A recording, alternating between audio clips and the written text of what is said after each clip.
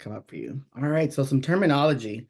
I don't want to make assumptions that you know what I'm talking about, that you know what all these terms are. And so I really want to just summarize this, synthesize, not summarize, synthesize this for everybody. So Jotria.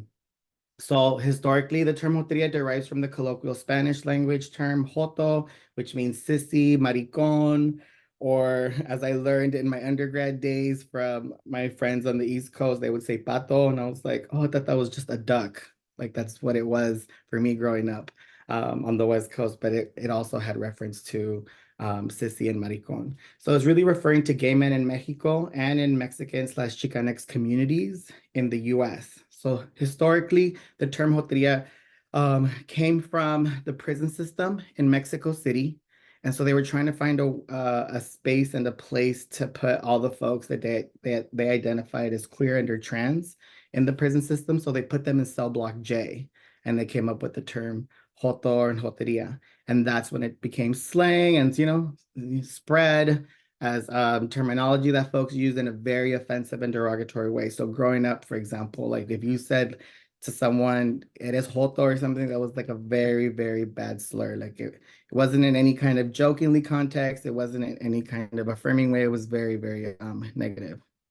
And so as you know, the term evolved and it migrated right across time and space. And so migrating to like Central America, other parts of Latin America, and into the US, folks started taking the term and reclaiming it as a form of praxis, as a form of resistance.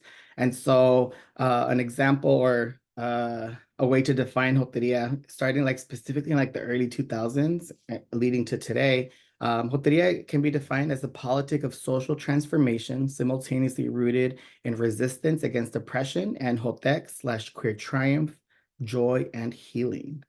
And that's by Dr. Revia et al. In 2021. And that's a really dope chapter on Joteria pedagogy in and outside of the classroom.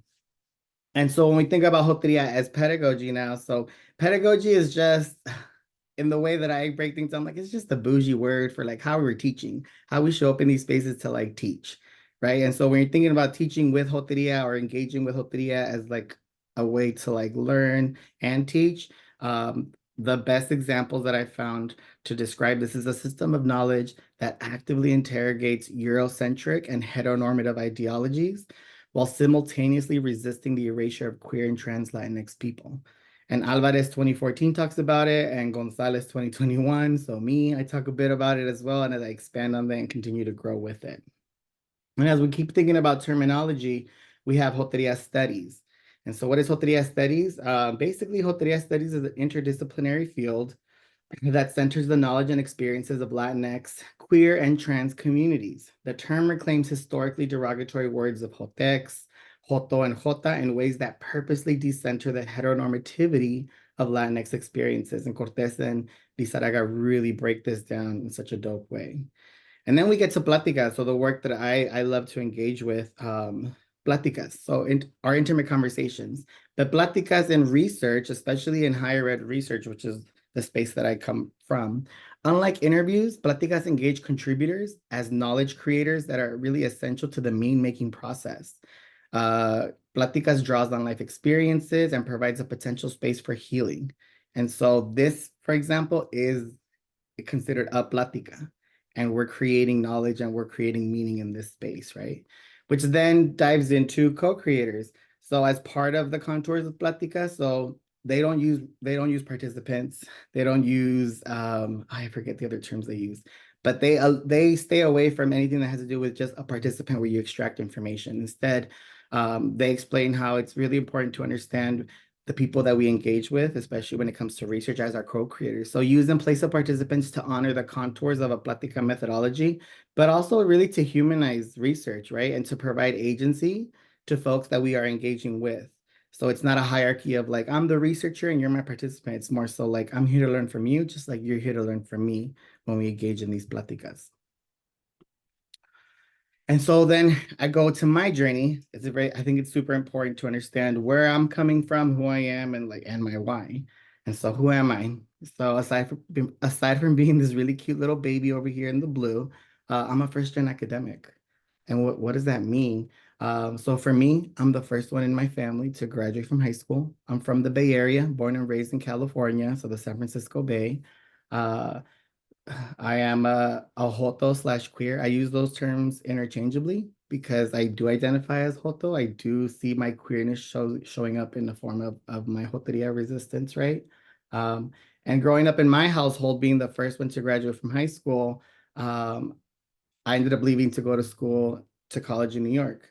And so as a first gen academic, I was navigating going to school in New York, and I was the first one in my family to graduate from with a with a bachelor's degree, excuse me. And so I went back home because I had no idea what the hell I was doing with my life. And then as I started working, I fell into education again. Um, and I was working with students. And I worked as a college success fellow, and I pretty much supported students going from high school into their first year of college. And in that space, I realized I need to work inside an institution and not on the outside in order to provide the effective change and support that I want to do. So I ended up applying to master's programs in education, and I ended up moving to LA and going to the University of Southern California for my master's degree. And during that time, I was like, great, I'm just going to be a student affairs administrator, director. Like, that's my jam, that's my flow, because I want to be like high impact relationships with students and I want to be front and center and supporting. But in that time and space, I was like, I think I want to teach, but I want to teach college students and dive into different ways of knowing and being and existing, right? That decenter whiteness that really can dive into queer people of color. And so I was crazy enough to apply to a PhD program, and I ended up going to Claremont Graduate University for my PhD. And throughout that process, I said I need to get my master's in women and gender studies because that's where my emphasis is in terms of like what I do and how I show up in research, right? So I was more closely aligned to ethnic studies, but I was a first gen student, so I had no idea what I was doing. And so I was in the education program, but I was going to the women and gender studies department, and I was taking research methods courses there. So taking women of color feminists courses. I was taking women of color feminist theory and praxis, and so and bringing that back to my higher ed dissertation and work. And so in August of 2023, I became the first person in my family to get a doctorate throughout this whole process. And so I think that's super important because I don't know what it's like to go through this. I didn't. So while I was navigating this and falling flat on my face, I was picking myself back up and asking and learning as a lot of my friends were as well.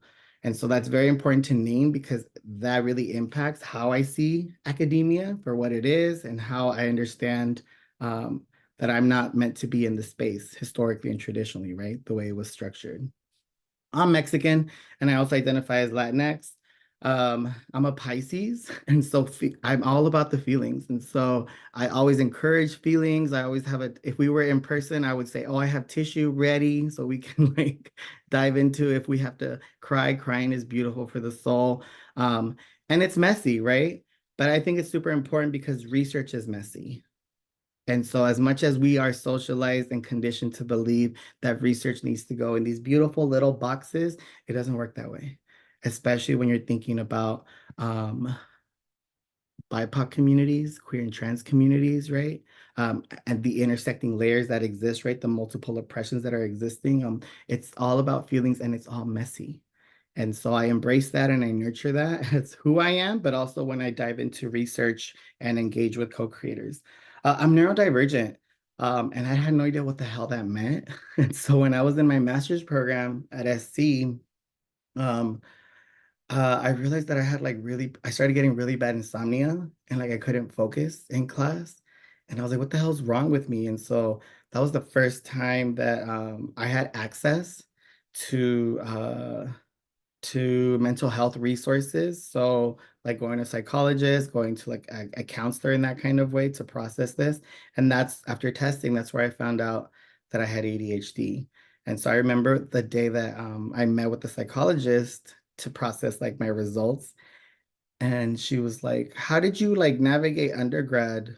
Like all of your symptoms were present in undergrad. How did you navigate undergrad and like never get a diagnosis. And I said, well, it's called privilege. And so I come from a space and place where like we never talked about it at home, one. And the moment you talked about anything that had to do in connection that had connected to mental health, it was like estabas loco, you were crazy. And so we didn't talk about those things. And so I just figured this is just how I am. Like I freak out and I have anxiety and these things happen to me during finals. And that's normal, right? That happens to everyone. Well, no, it didn't.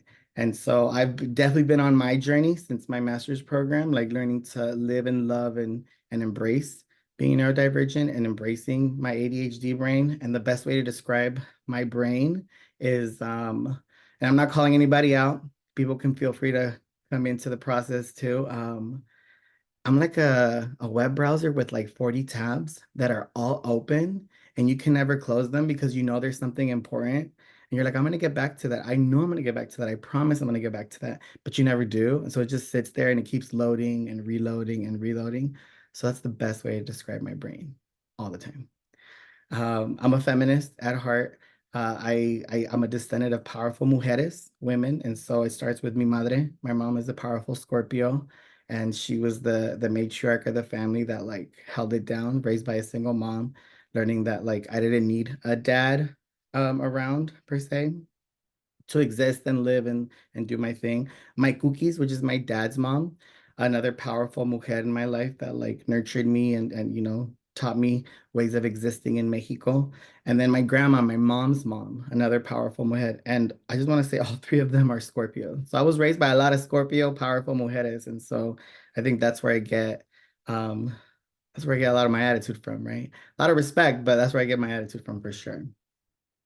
And so that leads into, as we continue my journey, my positionality. So how did I come into this space and why does this matter to me? So this picture right here tells, a bit of a story that I want to share with you all. So I think I was like 3, maybe 4 years old. We were in the Bay Area and I'm next to Santa. And we're taking a picture at the mall with Santa. And so as you can see, I'm looking hella cute in my suspenders and my bow tie and, just feeling myself this day. And I remember clearly that we went to take these pictures at the mall and then my mom dropped us off at my grandma's house, so her mom's house, and she also lived in the Bay Area. She had to go run errands. What you can't see in this picture is that I had a colita. So this was like early 90s. And I had a colita. So colita's like a ponytail, but like it looked like a mullet because it was like this like frog tail looking mullet thing. It was very big in like the late 80s and early 90s. And my parents were all about it. So I had that. And so, I'm over here bopping around with my little colita, and we get to my grandma's house, and my mom leaves. My grandma comes out of I don't know which room. We were in the living room with a pair of scissors, and in Spanish, she says, "You're a boy, you shouldn't have a colita. That's for girls," and proceeds to cut off my colita. And I say this story because I think this was one of the first moments in my life at 3 or 4, right? As much as I can process, um, where I really started to question gender and sexuality. Like I really was like, why can't I have this colita? And so that day my sister was there as well. You can see a little bit of her dress, on like the outlines of her dress, the polka dots and the ruffles and the detail. And I was like, why can't I be in a dress like my sister? Why can't I have my colita? What does it mean to be a boy? Why am I a boy? And so for me, that's the root of like questioning and wondering and then exploring and trying to learn who I am when it came to my sexuality and my gender. That was the beginning of that journey, which leads to why I love the work that I do. So I'm in my master's program at USC and I was taking an ethnography course. And we had to do like a small kind of not a pilot study, but like a interview process where we did like a whole what would look like a study. And I remember saying I wanted to do something around belonging, sense of belonging, and queer Latino men at that time. And so I was reading queer theory, and I was like, this is cute, right? It definitely like it disrupted heteronormativity, but it also for me felt uneasy because I'm like, this is sitting on this axis of power and privilege and like It doesn't speak to the communities that I'm a part of. It doesn't speak to me being a Joto at the club with my friends, right? It doesn't speak to Latin night at a specific club where you could be in community with other, queer and trans folks of color. And so I fell into this piece called Joteri Identity and Consciousness. And I was like, oh shit, like I see myself in this writing. I see myself coming to life. And this piece, Joteri Identity and Consciousness, written by Dr. Anita Tigrina Revilla and Dr. Jose Manuel Santillana, came out in the spring of 2014 in Aslan, a journal of Chicano studies. And it was a part of a whole dossier on Joteria. So Joteria pedagogy, Joteria epistemology, Joteria studies, Joteria as a colonial project. And so the way they talked about Joteria identity and consciousness as a framework was like I felt so seen and heard. And what I loved about Joteria identity and consciousness, I'm just going to highlight a few of the characteristics, is that it's rooted in fun, laughter, and radical queer love. It derives from the terms Jota, Joto, and Jotex and has been reclaimed as an identity/consciousness of empowerment.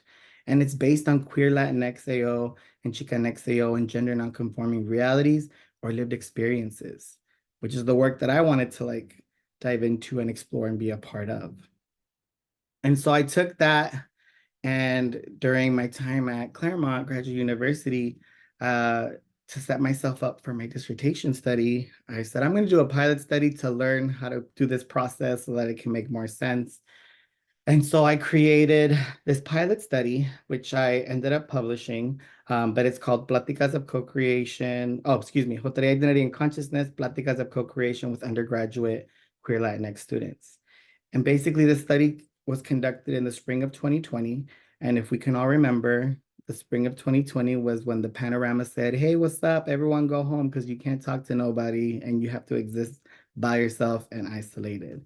And so while I started this in the spring, so like January and February, I started conducting pláticas as opposed to interviews with 14 undergraduate queer and or trans Latinx AO students from predominantly white institutions. So half of these pláticas were conducted in person somewhere, and then the panorama hit, what I call the pandemic. So the panorama, the pepperoni pizza, what have you.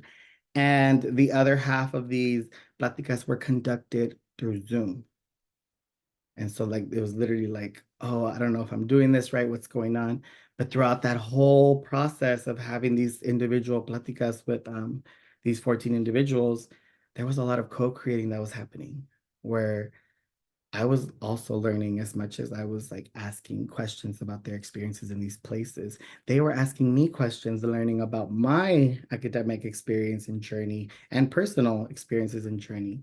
So that led to a lot of comunidad, building community, and in a lot of ways belonging to each other. So while we might not have belonged, because there were times where I was like, I don't know if I belong to my program, to be quite honest with you. I feel like the higher I go in academia, the whiter it gets. And I'm just like, is this really worth it? And so we were building a lot of community and in a lot of ways, trauma bonding, like, oh, I feel you, because that's how I feel in these spaces as well. Um, but it was also intuitive in a sense that like it was creating and nurturing the space to like heal and be vulnerable and support each other. And so when I put this together, as this was my pilot study, I said, where am I gonna take this? Where is this going to go and be published, right? And I said, if I take this to a traditional academic journal that I'm used to, at least in education, in the bubble of education publishing, um, they're not going to understand pláticas for what they are. They're going to question Joteri identity and consciousness as a framework.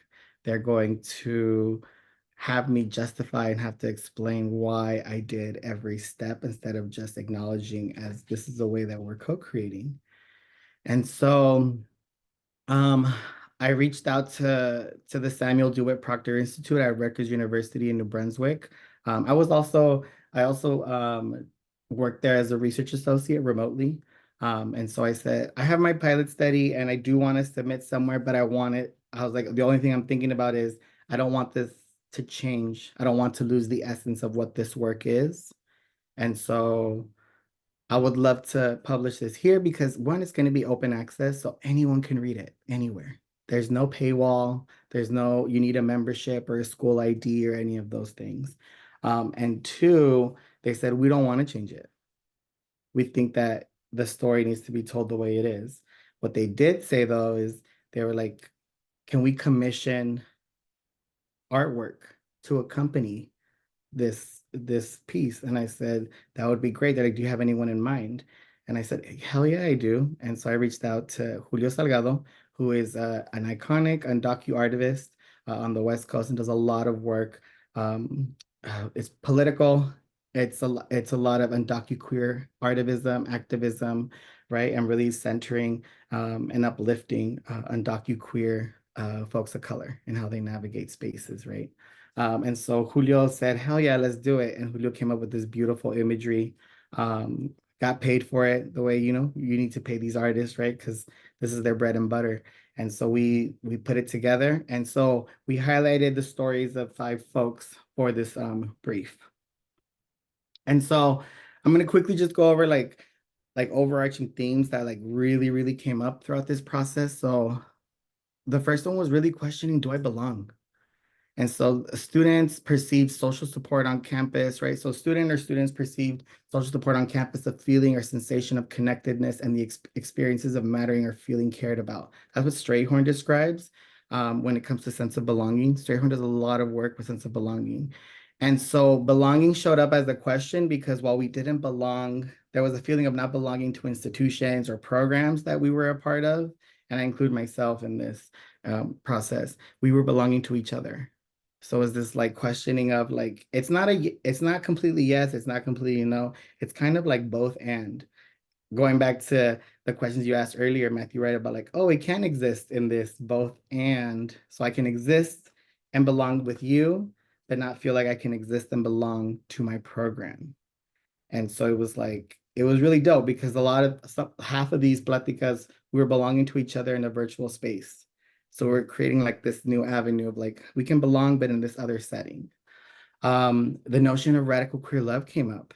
And the way that it came up was through microaffirmations. And so what are microaffirmations? Well, in higher ed research, Solórzano and Dr. Lindsay Perez Huber, they talk about how microaffirmations really show up as the everyday forms of affirmation and validation. People of color engage with each other in a variety of public and private settings. Those nods, smiles, embraces, the use of language that really express acknowledgement and affirm self-worth. And there were many moments throughout our pláticas where we were affirming each other. And not like I was not being intentional. They were not being intentional. It was just like, that's amazing, or that was beautiful, or like, fuck, that's powerful. Thank you for like saying that. Like I see myself in what you're just saying, and I can totally relate to that. And then this understanding of a critical consciousness slash Joteri identity. And so I describe it as a state of critical consciousness, understanding of self, and an emergence of Joteri identity. And so understanding of the self in below the surface. And so being like, wow, like this is who I am, this is how I'm showing up, and this is what really matters to me. And so like F the rest, and I'm going to be in this space and place the way I need to be. And so I want to highlight quickly Sebastian's how this all shows up for Sebastian, one of the co-creators. And so I'm just going to read a couple of quotes really quick. And so Sebastian was at a 4-year on the West Coast in Southern California, a large public institution. And so when it came to belonging, Sebastian says, I feel I belong at school, but my sense of belonging isn't defined by the physical structures. I don't know, like the buildings at school. I think about the people that make up or that contribute to the emotions that I feel, like the friends that I have, the circle of friends, my roommate. It's more so like a feeling instead of a physical state. I think that's my sense of belonging. And that's what really hard traversing higher ed as a first generation student. Because not only are you already physically distant from your family being in higher ed and almost feeling guilty for it, but it's also just realizing that if you're distant from your family back home, it's almost as if you don't have anyone. You don't have anyone in higher ed. So that's why we're forced to carve out spaces for us. And I think that was just a beautiful way to process and understand what belonging can look like, or questioning of it, or grappling with it.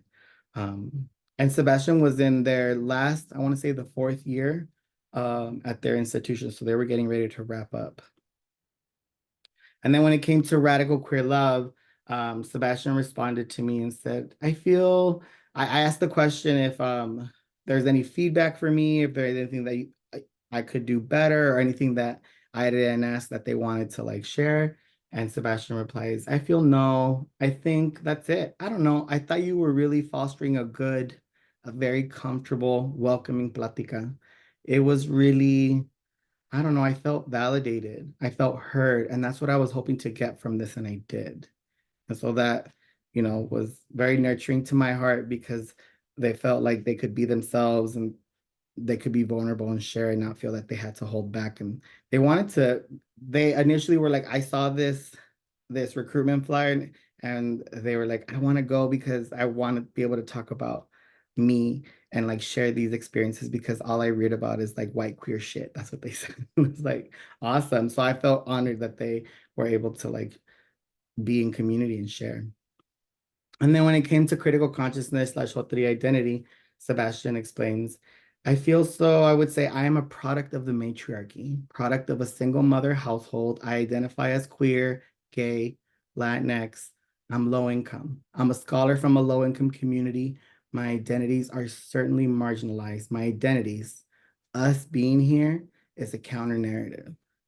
So I was blown away by how they were processing, and realized that like we were creating counter narratives and counter stories in a way to like share who we are and be in our resistance.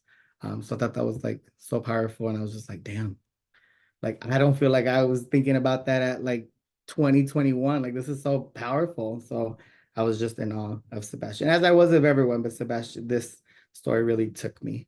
I also want to share that in the co-creative process, it's not just about the moment of like engaging in whatever process you engage with someone, or whoever, however many people, but it's about building relationships. So I'm still in contact with Sebastian. And I remember when I was doing this study, I said, I'm hella broke. I'm a first gen grad student. Like, I don't have like money to pay you. But one, no amount of money could ever amount to your story, to your lived experience. Like, I want to just I said that to everyone. But I remember telling Sebastian, like, your story and your wisdom, it will never have a price. And so I don't have like much to offer in terms of monetary funds, but if I can help with applying to grad school, if I can help with scholarships, I would love to sit with you, read over your essays, read over your application, and provide as much support.